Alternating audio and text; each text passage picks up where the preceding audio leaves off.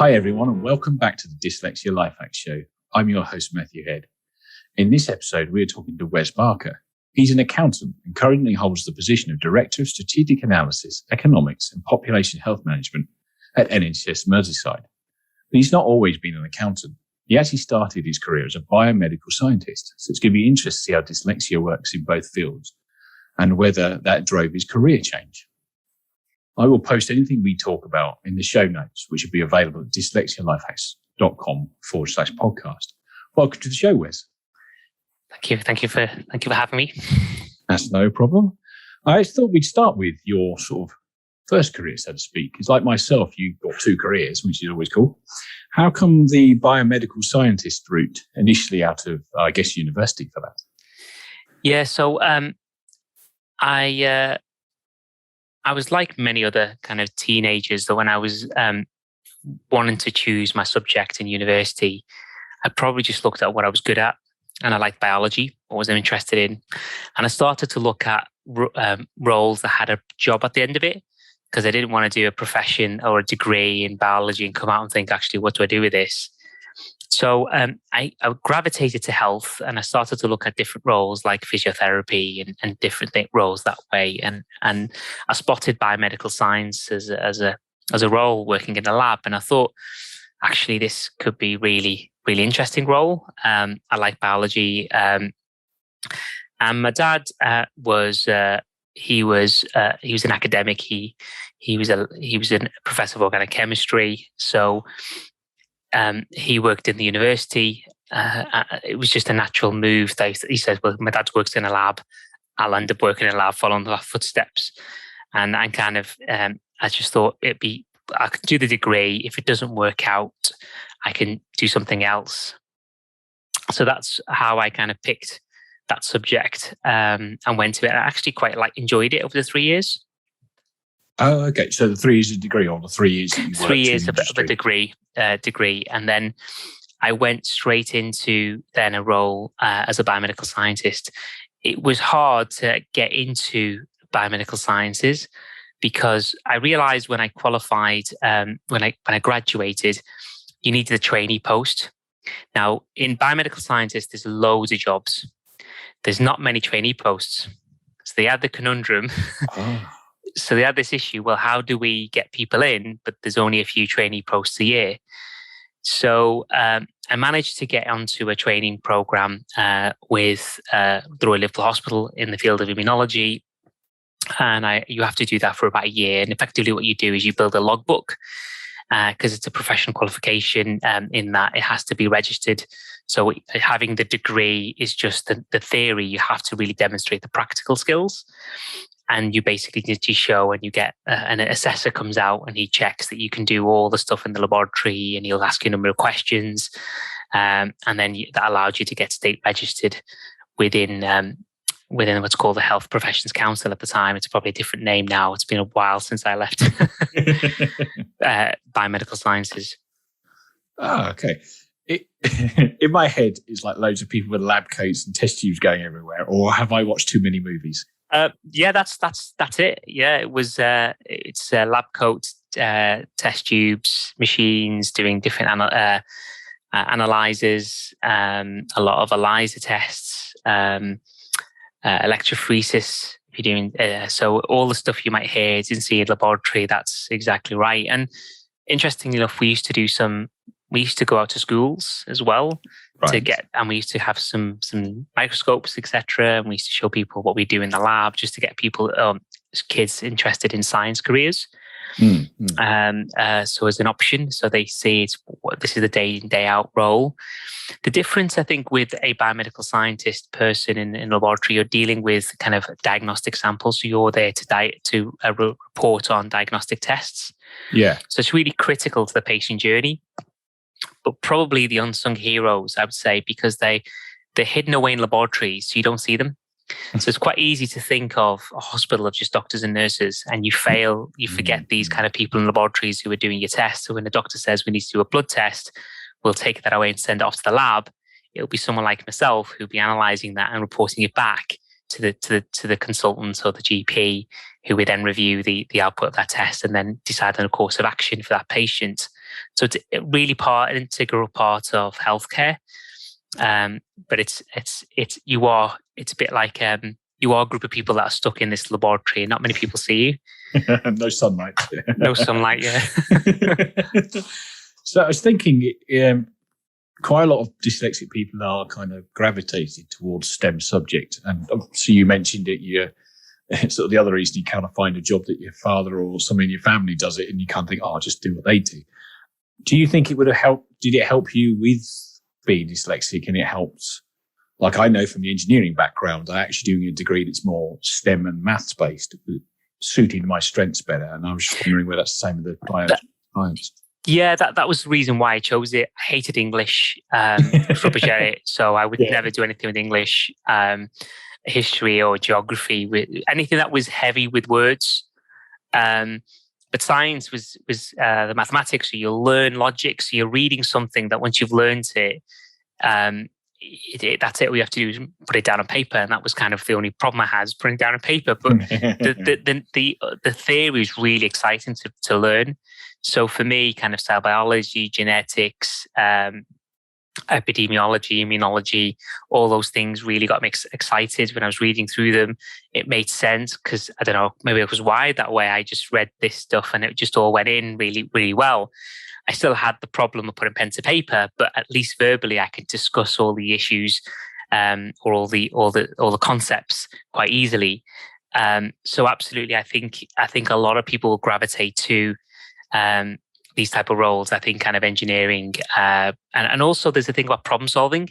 Yes. So I think dyslexics like to problem solve, and for me, you're constantly in science. You're always problem solving. You're always looking for that. There's always a lot of questions you need answering, and you're trying to research those, to come up with research to answer those questions. And I think it just naturally gravitates to that.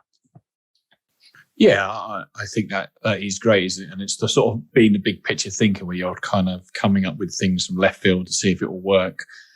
And I imagine, you're saying you take in the information quite well in the science world, that you kind of can visualize how things go around the body and how the science works. I remember we're doing material science at university, and they talk about grain structure, and I can sort of move it in my mind as they're explaining what it does when you do various engineering processes to it.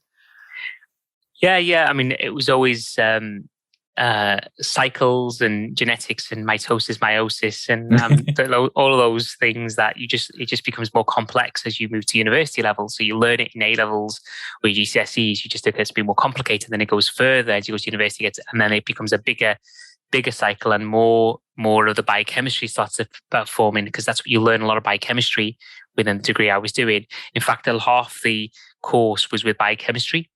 Yeah. So, which is another reason why I chose the subject as well, because I had a strong chemistry link to it. I think that's some of the neurodiversity playing out as well, because you're kind of following processes through, or are trying to understand, or you can think through. So, I liked immunology because it was complicated. In biomedical scientists, you can become you can specialize in any specialty. So you can do virology, histopathology, immunology, hematology, and bacteriology. So there's quite a few ones you can jump into and decide where you want to specialize in. I always knew immunology is what I wanted. I was fascinated by the immune system. Yeah. And immunology is grey. There's no right or wrong. In bacteriology or virology, you either got the disease or you don't have the disease.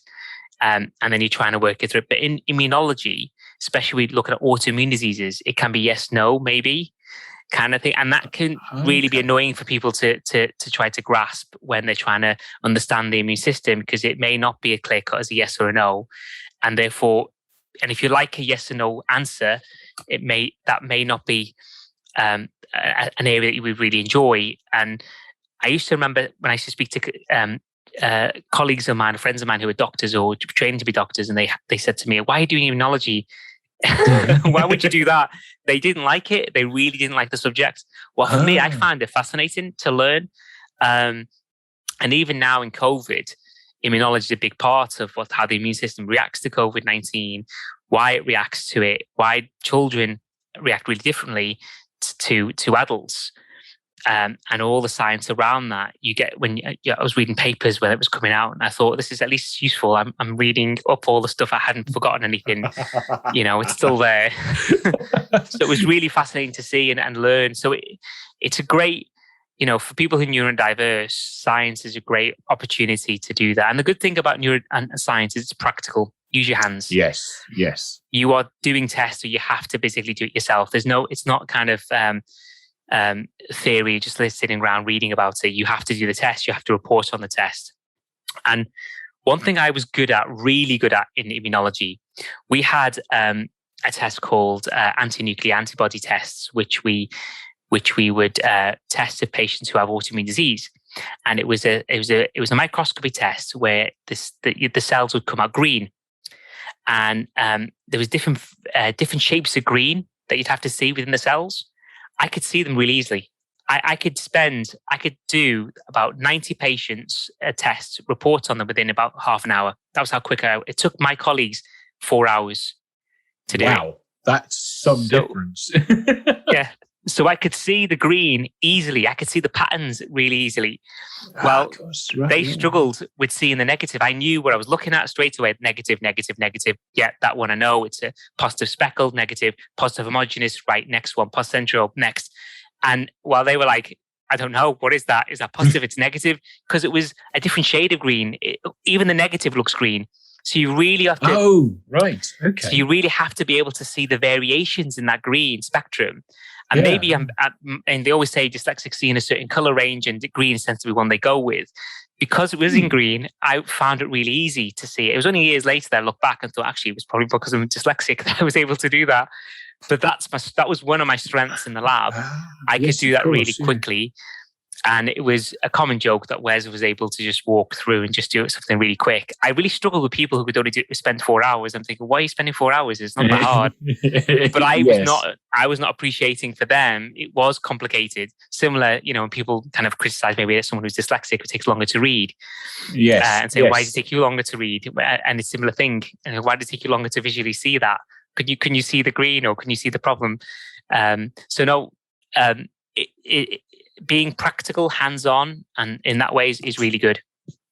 Yeah. Did you find part of your learning sort of journey through that career, and the sort of second part as you shift into accountancy, sometimes is learning that actually I'm just talented at this bit and I have to give people who are not more scope?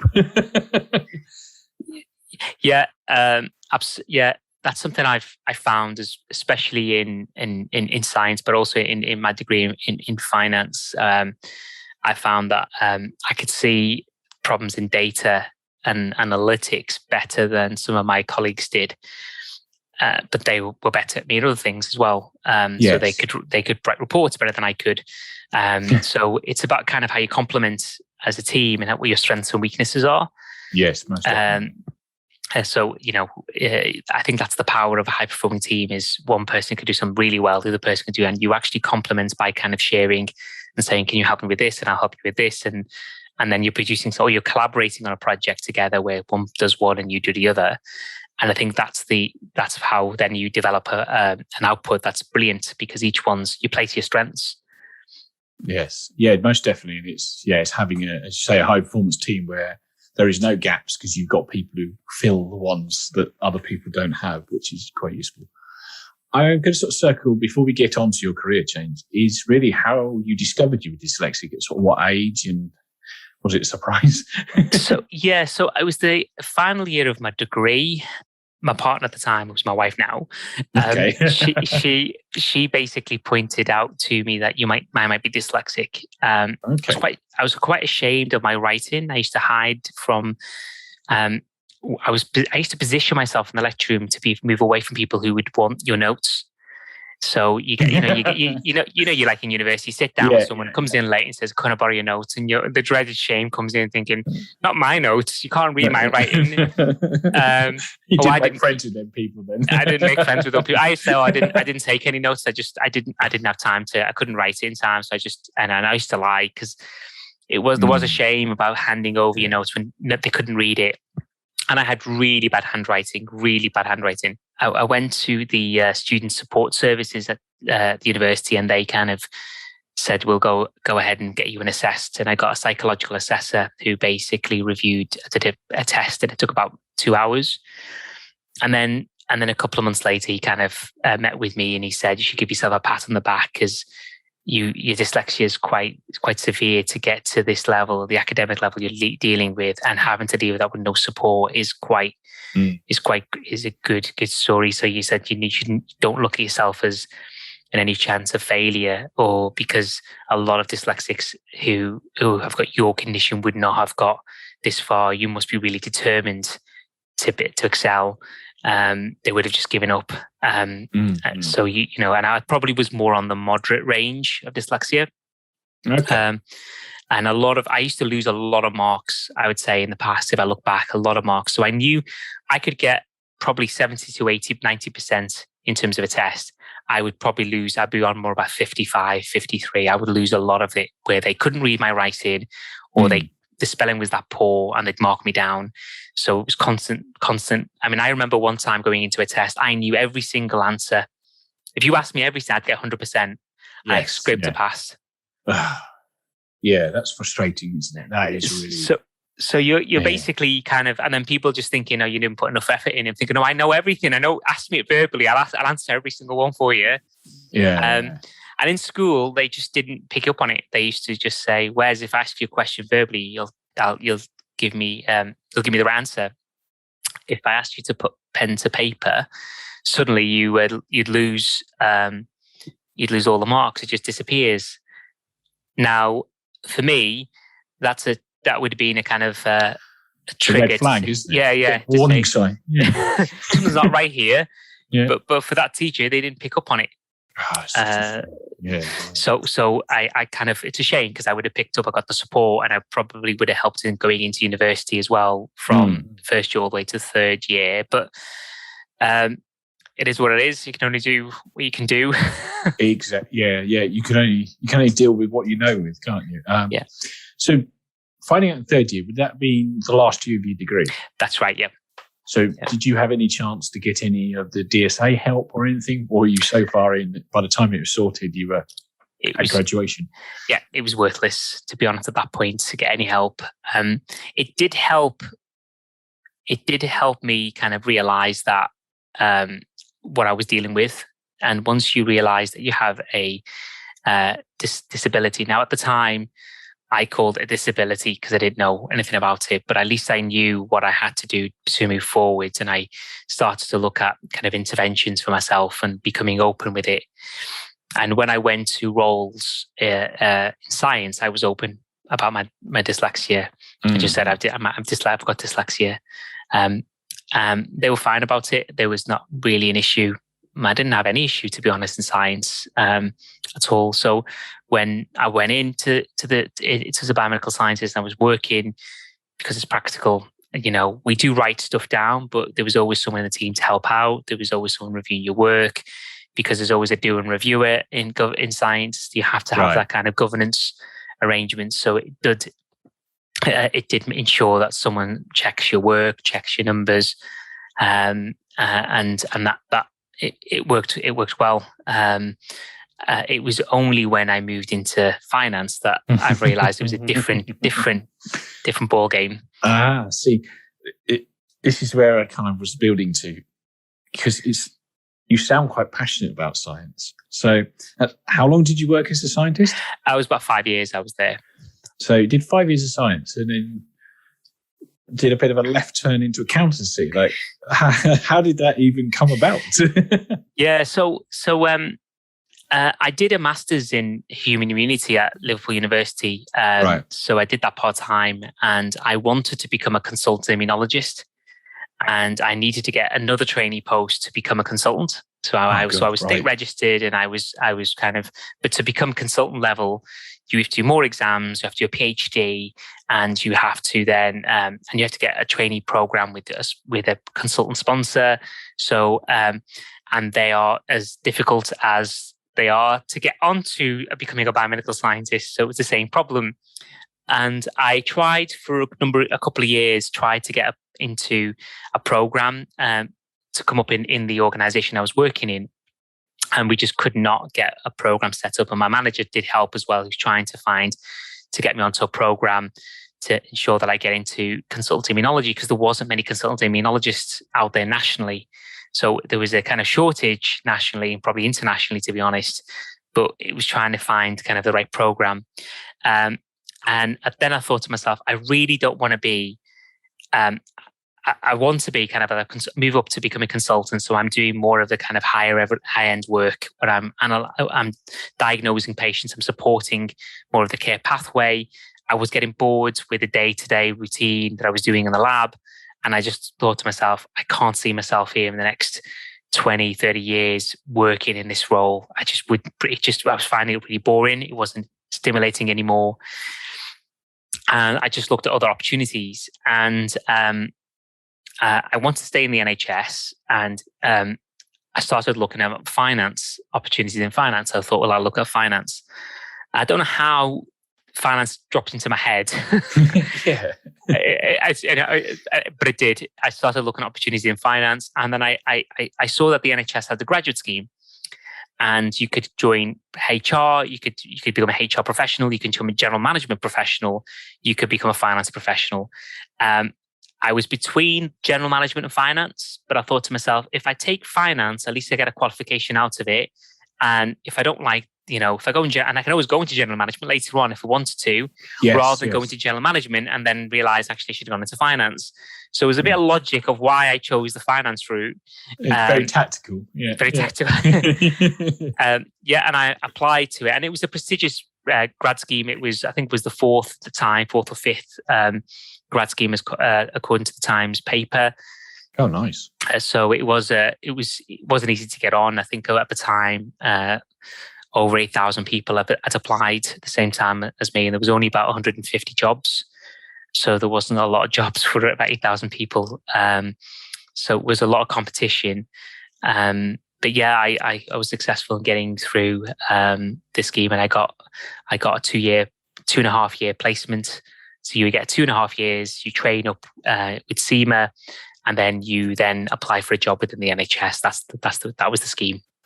Oh, I see. So actually, it was more like a work-based training to finance, rather than you didn't go to uni full-time or study a accountancy degree or a business management degree. No, you don't need to. To be an accountant, you don't need. All the degree does is give you exemptions to the professional qualification. Yes. So if you want to do ACCA or Fema or ICAW, all it does is gives you half the exemptions if you do a degree for 3 years. You still have to you have to work for 3 years within a finance department, and you have to do further exams as well. And you have to do a logbook that gets signed off.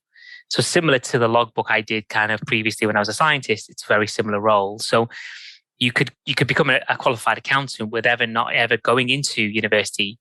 What I found was as well, people who did go into university to do a degree in accountancy tend to fail their Fema exams or ACCA, because the quality of teaching in university was very different from the professional expectations of Fema or ACAW. So you can get away with passing and get a 40% or 50%. They're not like that in Fema or ACCA. When you pass it, they want you to know it really well, and the examiners will not pass you.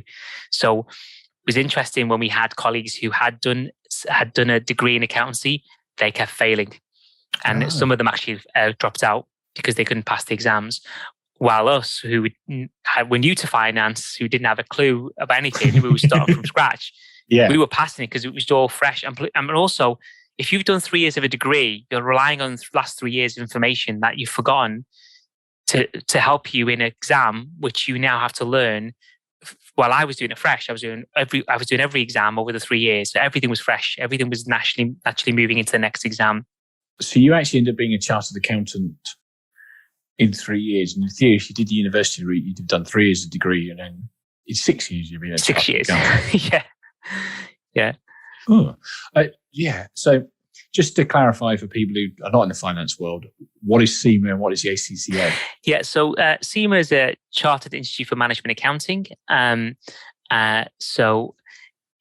accountancy, there's two professions effectively. You can be a financial accountant, somebody who will effectively look more external in terms of reporting. So they look at the cash, They'll look at the financial accounts at the year end. They'll do the set of accounts, and they're very much structured in looking at those areas. Look at maybe capital projects that you're looking at. A management accountant, their role is about how using the data to help with performance decisions, how we can be better at, how we can improve our financial performance, highlighting risk. They're integrated within the organization. Most directors of finance would have worked in a management accounting role. Yeah. So okay. Sometimes classed as a sexier part of finance, but I think a lot of financial accountants would kill me for saying that. But it's horses for courses. Each one's a bit different. If you like the numbers and you're driven in that way, you're probably more suited to the financial accountant. If you're more people focused and you like to work with people and you like to work with departments and work with the business, so you're more in the management accountant route, and you do the normal month-end reporting. So you report on how the position is at the end of the month. You do the forecasting. You're reporting to senior managers, and it doesn't matter what sector you're in, whether it's in retail or healthcare. We do the same thing every month. We report on a position to say this is where the trust is. This is the forecast to the end of the year. And like any organization, we need to ensure that we maintain our financial position at the end of the year. And we report to a regulator, whatever regulator that might be. If it was private sector, you reported maybe to a shareholders at the end of the year, just to ensure that you're hitting those targets. So, and it might be business decisions or business opportunities. So that's effectively what they do. So a Chartered Institute for Management Accountants, so people who want to work in that role, they want to become management accountants. I always knew I wanted to be a management accountant. I had no interest in being a financial accountant.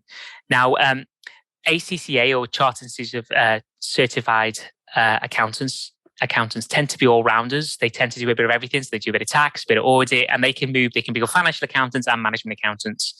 They can work in practice. So they're more kind of what you call your overall rounded accountants, so they do everything.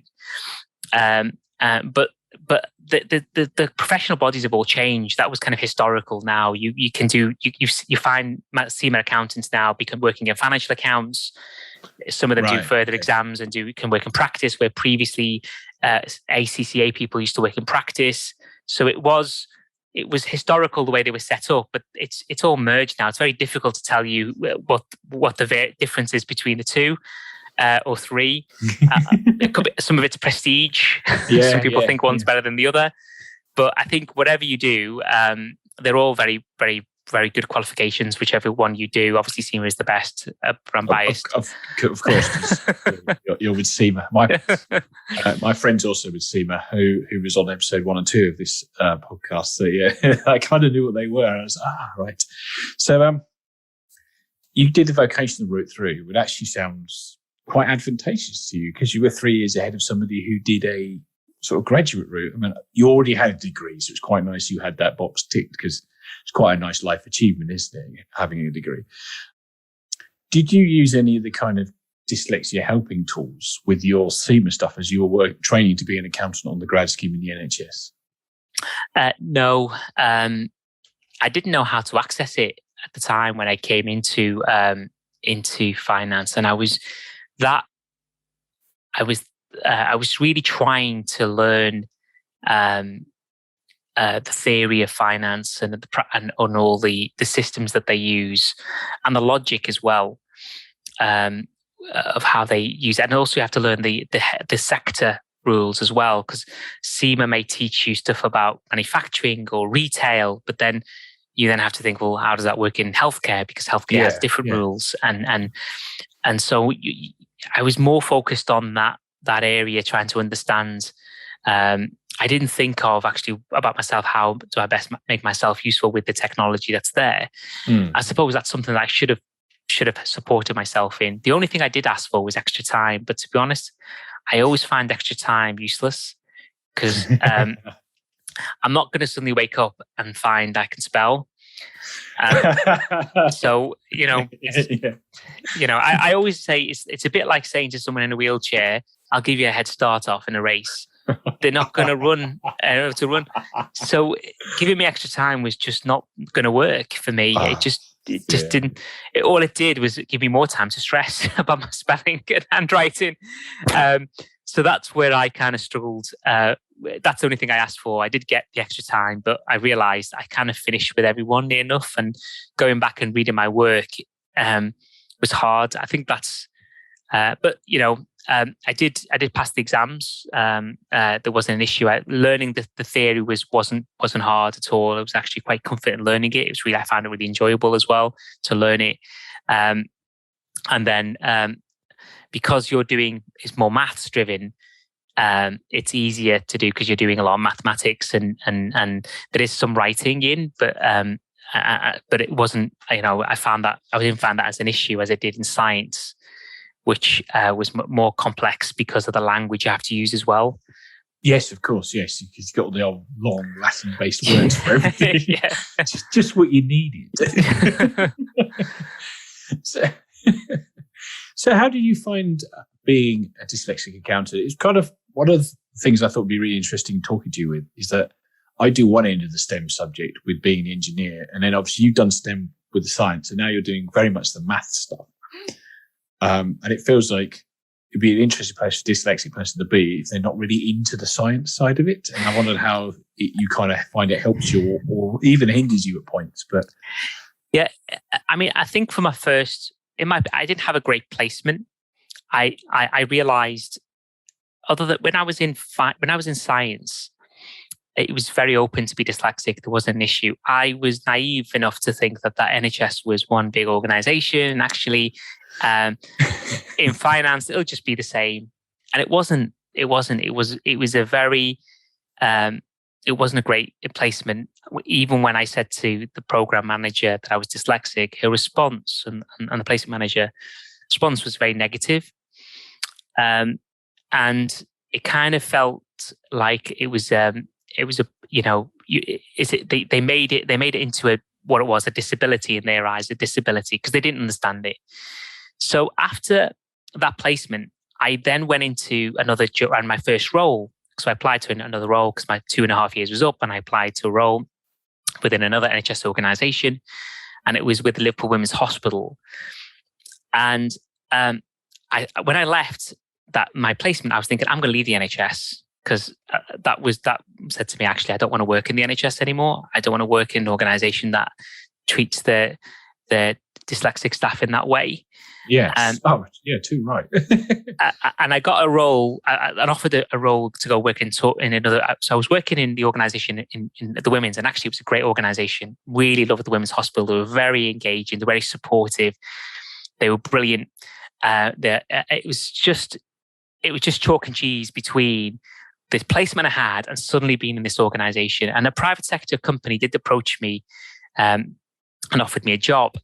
And they said to me, "Don't go, Wes." They said to me, "Look, you had a bad placement. We will make sure you have a great time here." And I stayed for 2.5 years, and I had a great time. I worked I looked after gynecology and surgical services. I had a great time working with the people there. Everyone was fantastic. Everyone was very supportive. It was a great organization. At the time I was thinking, I wish I'd come here for my training because it would have been a different experience altogether. And through that, I learned coping strategies. I never ever talked about my dyslexia again from in the NHS. I kind of hid it. Oh, although okay. I let my manager in the women's know I was dyslexic.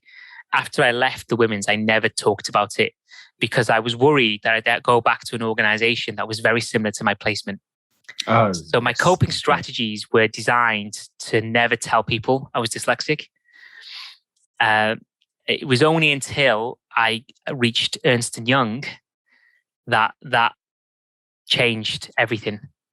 Ernst & Young have a fantastic culture around neurodiversity and dyslexia and dyspraxia, and they value neurodiversity. They see it as a superpower, as a strength in their organization to deliver high-performing teams. They see it that you're wired differently, but actually in their vision of building a better working world, you can add value to that. And that was just a breath of fresh air to hear that from an organization.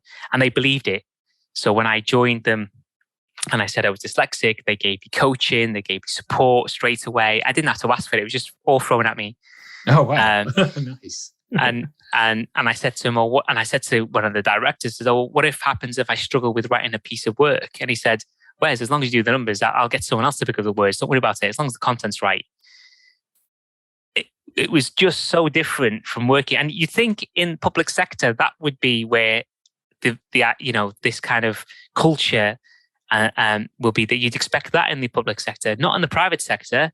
But it wasn't. It was in the private sector that I first witnessed that kind of, and the first time felt that my dyslexia was a superpower versus it being kind of this hindrance that it's been around for a long time. And I was embarrassed to tell anyone I was dyslexic. And it was from that point, I would say, that and if you look on the value of dyslexia, I think they've produced a report recently and they've got a centre of excellence for dyslexia now, or neurodiversity. No, it's surprising how much difference it makes having the right support. So you would have found out at that point that, as you say, it starts becoming a superpower. Did you find out that once you'd lost some of the baggage, so to speak, that you were kind of quite far ahead at that point then, as you could suddenly realize, hang on, I have this strength that allows me to do better things and certain things, like you were mentioning with being able to read the samples in your science thing. I imagine there's stuff with the accountancy, you were doing the same thing. Yeah, financial modelling, which was something I was doing a lot within Ernst & Young, and they kind of showed me how to do stuff, and they really good at working on projects because they would put me in positions and say, "Where's you're leading on an economic project to find out the economic gap for this health economy," and then I had to drop in, and I've never done it before. And I said to him, "I've never done this before. You could do it." And I did it. And it was amazing. They had more faith in me doing it than I had in me doing it. But they recognized the potential of you, the individual, and they knew you had the skills to deliver it. And they said, "You speak to this person, but you can do this. You can do this." And because in healthcare or in accountancy or any role that you follow there's always a precedent. In consultancy or in a role like consultancy, you're going into a project, there's no precedent exists. You've got to rely on your skills that you've developed, but it also allows you to develop new skills because you get used to working in an environment and it actually shaped my entire career after that. Because everything I do now is where no precedent exists. In fact, I enjoy that a lot more than when I'm in a role that's very routine. If you said you come in, I'm always looking for the added value. Where am I going to change? How am I going to transform this? Or, if I was the finance director, I would transform the whole finance department. I'd look at the systems, the processes. I'd be thinking in that way. That's how I would approach it, because they taught me in that way. So it was great to work in such a forward-thinking organization that actually pushed me and stretched me. And that's really helped me to start to move my career in the way it has done. So I then went off and worked in a number of organizations and then doing transformational work. So I did system transformation in Greater Manchester, and then I landed in Merseyside, where I work currently. And I worked originally to do acquisitions. We were acquiring community services. And then I moved into strategy, where I sit now, and I do more of the analytics. And and that's another thing they taught me. All their accountants could do SQL and all the fancy stuff in AI, and they were learning AI. And I came in, I can say, well, I can do a bit of SQL. I could do VLOOKUP. So because everyone's that good, you then have to up your game and you have to learn. Yes. So I was learning and I was reading a lot more about AI and I was learning about SQL, what SQL do. And they were saying some of them could do VBA. And it's because of that, I had to push myself out that further. And then actually when I came back to the NHS, I'd realized people were saying, Wes is really good. But I wasn't really, in my eyes, it's just because I was competing with everyone else at that level who were, they were quite bright. Everyone was competing with someone else, and they were always trying to learn new things. It was just the environment that created that helped me kind of push myself into that world. But then that's where I got into the world of machine learning, artificial intelligence, and I wanted to learn more of what that meant rather than the buzzwords that people say. So a lot of people talk about. Yes. Or blockchain. Blockchains, yeah. So do you, because it makes me think of an adage, if you're the strongest guy in the gym, you need to find a new one. But Do you think that it sounds like you're a really fast learner and get to grips with stuff really quickly. Do you think that's partly the sort of strength of dyslexia, is being able to just absorb information really fast and then turn it out to something you can perform with? Yeah, I think for me, I can see connections really quickly, and I can see how those connections could link into other pieces of work. So I'll bring things together where others won't see that. I think at one time someone said to me, "Wes, you're quite commercial," and I said, "I don't think I am. It's just that my dyslexia allows me to see things that you're missing." When they're doing a piece of work or they're doing something, I said, "Well, if you do that and do this, then you could do that." Oh yeah, when I think of that, and that's the things that I can do is it's not around the maths and people sometimes think about intelligence, you're really good at maths or really good at kind of coming up. It's actually sometimes understanding where you link things into the system. Okay. It could be just as simple as just understanding how you see transformation work on the ground, how it can be embedded in the ground versus somebody who can do fantastic mathematics and say, you can have someone who can develop a machine learning algorithm, but that algorithm, if it's never going to work, no one's going to use it. It's just going to be on the shelf. Where I could take that, I can say, "You've developed that. I know how I can embed that in the organization. I can take it through, and I can see the whole system." Mm. So someone will say to me, "Wes, that'll never work. You'll never be able to embed that." And I said, "No, I can. I'll do this, and it's embedded because I will not go from A to B. I'll go to A to Z, then back to B, and I will do it the other way that you will be thinking." But it'll work. And they'll be like, "How did you get that to work?" What did you do? Just just let him get on with it. And we know it works at the end. Yeah. Do you find to do a lot of that? Because you're now at director level. So I imagine the nuts and bolts stuff you're getting a little bit further away from, but you're now looking at the big picture, which is normally a dyslexic strength. Are you finding as your career is getting more senior, you're actually playing more to your strengths? Absolutely. I enjoy system working. I mean, population health is my bag. I'm absolutely passionate around population health management. And because my science is still there, I'm able to read the literature and really understand it, and then start to understand how do we make this work and understand the population group. So for me, one thing it was actually working with my director of strategy. She said to me, "Wes, we need to do something on population health management." And I think that sounds like somebody else, not me, because I'm finance. Clarifying what's population health management is, please. Population health management is about looking at the whole person. So when currently in healthcare, we'll focus on conditions like respiratory, mental health, obesity. We'll forget that we might be dealing with the same person who has respiratory, who has obesity, who has mental health issues. And then we'll fail to understand that person his family unit. Where do they live? Because although someone has drug and alcohol problems and has mental health conditions as well, they might be married to somebody and their children might be impacted because they're seeing their father in this chaotic lifestyle or complex lifestyle. And therefore, I need to find that need. I need to understand that need and how I can reach out and support that person, because I'll only see them when they're in crisis. Yes. Or when they need help.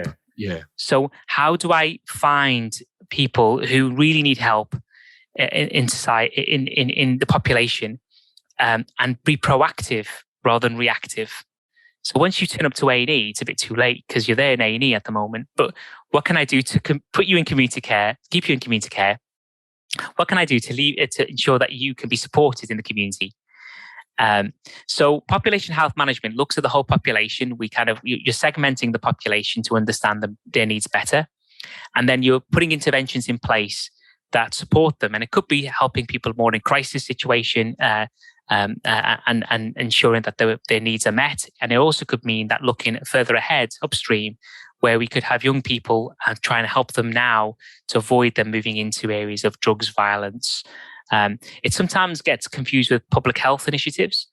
But it's very different, and it's about a system response. So it's not just health. So we work with voluntary sector organisations, housing associations who need support, who can support us on this work. It could be anyone who wants to work on population health management, wanting to do some work with an organisation like Merseyside. And we work with a range of partners. And it's not always we have the solution, because voluntary sector are working with people on a day in, day out. Local authorities are working with individuals through the social care lens. So that's effectively population. It's very system. It's very people. It's very dynamic. And for me, that's where I'm interested. I'm interested in how do I improve the population of Liverpool, Sefton, Knowsley, Halton, Warrington is the areas that we cover. And also in Cheshire, Merseyside, how can we improve those population groups if by doing interventions now that improves outcomes in the future? You know, if you're at the moment, if you need mental health support, if you're somebody who has complex care, you'll be one day with an acute hospital consultant, the next day with mental health consultant, the next day with a district nurse, the next day with a GP, and you're bouncing around in all these services. How do I ensure I can ensure that actually the services come to you and your care is coordinated in that way rather than you going everywhere? That doesn't sound like a finance role. So. No, it has strong economics component. A lot of what I do is in strategic analytics. Right. Okay. So is another kind of different way. So that's why my role is strategic analytics. It's a different move away from finance, pure finance, I'd say. It still has very much looking at data and management accountants will look at data and analytics to understand their finances, because you have to know what your performance is to explain the numbers. It's the same thing. I'm looking at the data, trying to understand what does that mean. What does that mean in terms of the analytics? What is that telling us in terms of the need of the population? And then if we are putting a business case in, what's the health economics component of that? So the finance element is still there. The analytics component is a lot stronger in this one. So you can call it a new role. It's a third role, but I see it as a combination of my two other roles together, kind of a hybrid, because I'm using a bit of science, because I'm doing the research, understanding the people's needs. I'm looking at the analytics and data, which is probably something I did a lot in science, because you're looking at a lot of numbers and data and analysing intelligence to inform an outpatient, a diagnostic result for a patient. So it's very similar. It's just using it in a different way. And using my finance to help for the health economics side. It's one of the nice things about having effectively two careers, isn't it? You end up having a unique skill set, don't you, where you've got the finance arm of one arm, but you've got the scientist to back that up. So you've now found a role that sort of bolts the two together, which there ain't many people who could do that, because there's not many people who've got a finance background and a scientist background to be able to do this kind of thing.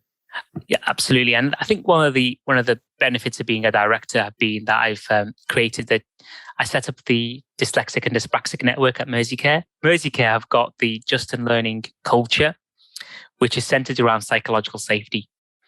And it's that psychological safety that I built my network on, because it's the foundation that you need. And I was able to come forward and say I was dyslexic. A lot of people sometimes say to me, "I didn't realize you were dyslexic, Wes," which is a good thing and a bad thing, because people think dyslexia is negative. What I want them to think is, "Wow, you're dyslexic." So I talk a lot of the work I do in Merseyside for Dyslexic and Dyspraxic network is to address some of the issues that we have and the problems we have, but more importantly, to really highlight dyslexia as a strength. I don't know if you've seen GCHQ and the Dyslexic Spies that they have. They do a lot of work in Dyslexic Spies. No. Well, it's great if you Google them or YouTube them. GCHQ Dyslexic Spies. There's videos on them. You can't see their faces, obviously, because for security reasons. But a lot of them are analysts who are looking at data and analytics. So I think people who are dyslexic can move into this space.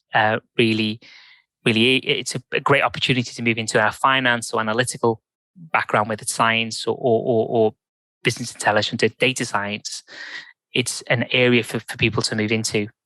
Yes. It certainly sounds like during the conversation with you that we're picking up on various strong points that your dyslexia brings to the role of finance and science, and now as director as you are. It kind of brings me round. You almost come a little bit full circle with the fact that you now have a son that's got dyslexia, or you found out in the last few years. How are you helping them on their journey, sort of in your home, and how it's changed since you started your career and found out at university to him finding out now? So it was interesting because for his, I knew he was dyslexic, I kind of went to his primary school teacher and I said, he's dyslexic. And I said to the Senko at the time, and the Senko said to me, he's not dyslexic. He doesn't write backwards. And I thought to myself, I don't write backwards. No, me neither. So where's this come from? And she would not have it. He was dyslexic. She would not have it. I had to pay privately to get him assessed. And because he had mild dyslexia, people who with mild dyslexia get ignored because the school system will not deal with them unless they're struggling. So unless you're severe or moderate dyslexic, they will just ignore those individuals or those children, which is wrong because those children are not really reaching their full potential, and they're struggling. They're struggling, and you're leaving them to struggle. So I actually paid for his psychological assessment, and the assessor said to me he has visual dyslexia, which I didn't know anything about at the time. And she said, it's not like your dyslexia, Wes. His dyslexia is very different from you. So when I kind of explained to him his dyslexia, I basically said to him, congratulations, you're part of an amazing group of people. High five. And we around that same time, Made by Dyslexia were doing an event at the time, and we basically together sat there and we were listening to all these people, and the comments were amazing. People are saying this is an amazing group of people, and we listened together. And I said to him, look, it hasn't stopped me. I've become, I was a scientist. I'm an accountant. I did everything. It hasn't stopped me. In fact, it's given me so much more. All we need to do is ensure that we put in place the support that you need, and you can do anything.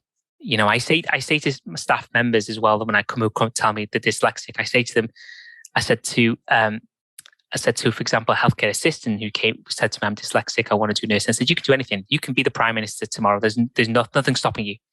So don't think for a second your disability hinders you to do any of those roles. You can do anything you want.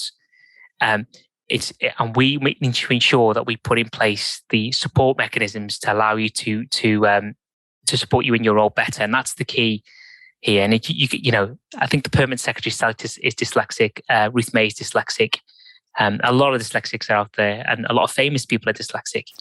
Yes, And I said to my son at the end of the conversation, I said to him, with these people, Steven Spielbergs of the world, would they still been successful if it wasn't their dyslexia?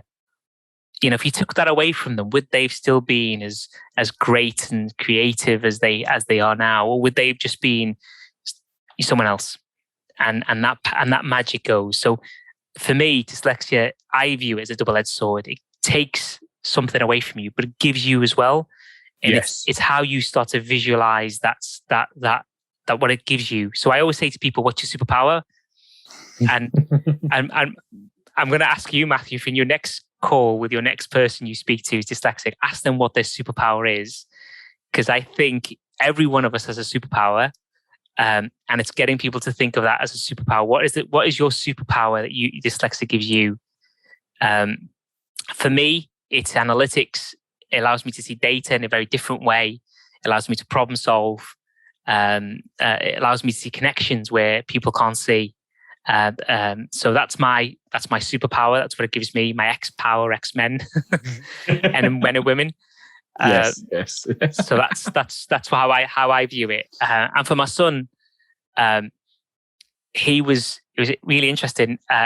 He was doing something on an app one time, and it was a picture app that he couldn't use, and he was able.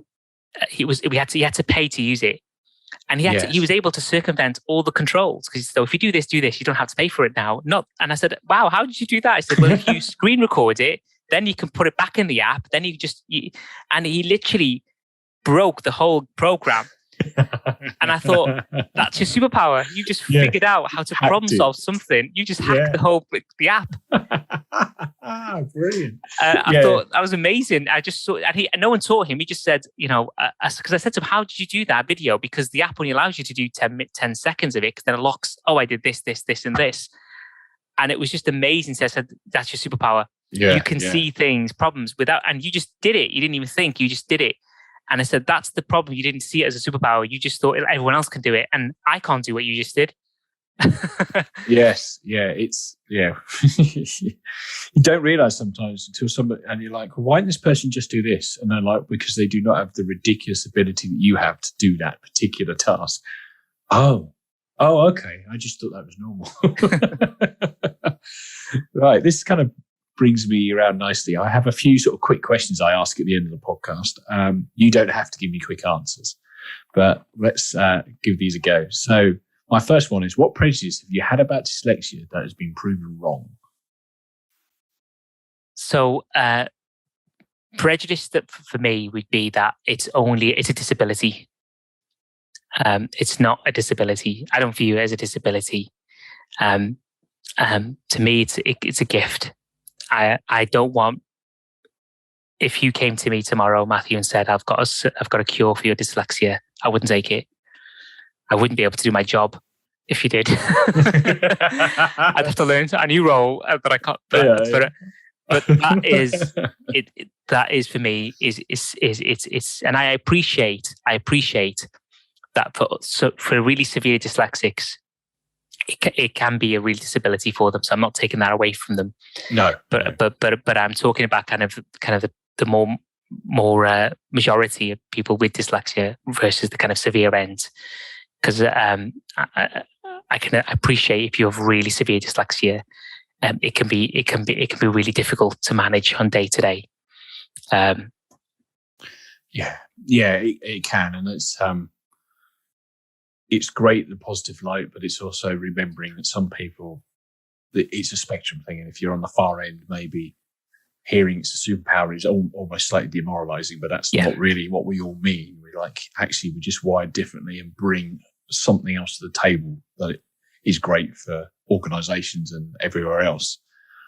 Okay, the second question is, how do you describe dyslexia if an alien come down and asked you what it was? That's a really good question. I probably wouldn't describe it at all. I think I wouldn't need to describe to an alien anything. I think it's the other way around. As human beings that have a struggle with it, aliens wouldn't be interested about my disability. They wouldn't see it that way. I wouldn't have to explain to somebody external to say to them, you know what, I have dyslexia. I just couldn't, I mean, if I had to pull something together, I'd probably say it's a double-edged sword. I can't spell, I can't do grammar, but I can do all this fancy, great stuff. I can see things and linkages better than other people. So, and assuming an alien has the ability to travel light speeds, he probably wouldn't care about the about the word and stuff. He'd be thinking, that's not a problem. I don't need you to do that. I want you to do all this stuff that I'm interested in. Yeah. Grammar's less important if you're traveling at light speed, right? Yeah. I guess. Right. Very last question of the podcast, as always, being that this is the Dyslexia Life Hacks Show. Do you have any dyslexia life hacks? I think for me, it's always been IT's always been my really easy for me to navigate anything I do. So I've never had a problem with. I've always found when it comes to an IT solution or system, I could just work it really, really easily. And I don't know if it's part of my dyslexia or a hack you want to call it, but I've never struggled when people struggle with a system and say it doesn't work, or Outlook doesn't work, or Excel doesn't work, or our PowerPoint doesn't work. I always found it to work. So they'd send it to me and say, Wes, can you sort it? And I was just able to do it. I'll Google it online. It says, do this, do this, do this, and it's done. And I'll be able to do it. And then it's, and I'll email it back. Whether that's a life hack, because I can just follow a process. I think building stuff into IT and being able to just get it to work is quite useful. But no, that's cool. I want to thank you for taking the time to come on the podcast. Before we sign off, is there anything you'd like the audience to reach out to you, or if they want to get hold of you, or any kind of things like that? Yeah, I'm on LinkedIn. So if anyone reaches out and sends a request in, I'm more than happy. I always accept it. So don't worry about that. And if you want to chat to me about the dyslexia or even the work I'm doing in Mersey Care, I'm more than happy to share some of the insights we've done. and some of the learning we've done. We still got a long way to go, but it's great. I'm just trying to think of a life hack now. I can't think of a life hack. I should have thought of something actually. I'll go away now and I'll think of something I think actually. Yeah. If you think of something, fire it across to me and I'll tag it in the show notes and maybe turn it into its own separate hack. We'll see. Trying to think what life hack what I forgot. I don't think I've got anything. It's mainly Excel, which is boring. Such an accountant. Well, while you go away and think about that, we'll sign this podcast off, and I'd like to thank you for taking the time to come on and listen today, and to thank everybody else for listening. I will catch you in the next episode. If you're enjoying the podcast, I'd really appreciate it if you would share it and subscribe on your podcast platform, and hopefully give us a review. It really helps to get in front of more people. Bye for now, and see you in the next episode.